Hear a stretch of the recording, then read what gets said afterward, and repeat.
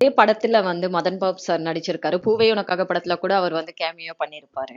So, ம். அவர் கூட நீங்க வேலை பார்த்த எக்ஸ்பீரியன்ஸ் நினைவலைகள் பத்தி சார். இல்ல என்னுடைய 3 படத்துல அவர் நடிச்சிருக்காரு. பூவே உனக்காக, ம். அப்புறம் உன்னிடத்தில் என்னை கொடுத்தேன், ம். அப்புறம் பிரியமான தோழி 3 படத்துல நடிச்சிருக்காரு. Okay sir.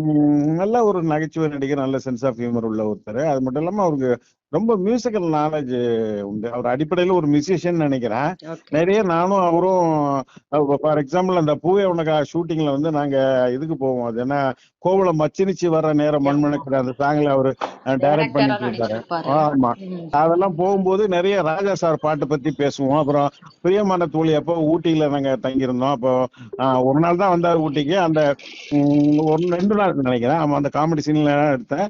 அப்போ வந்து நிறைய ராஜா சாருடைய மியூசிக்கை பத்தி 2 பேரும் பேசிக்குவோம். பாலச்சந்தர் சார் தான் அவரை கொஞ்சம் அறிமுகப்படுத்தினார். ஜாதி ஜாதி மல்லி மல்லி தான் படம். அவருக்கு ஃபர்ஸ்ட் படம். பாலச்சந்தர் சார் மேல ரொம்ப மிகப்பெரிய ஒரு மரியாதை உள்ள ஒருத்தர்.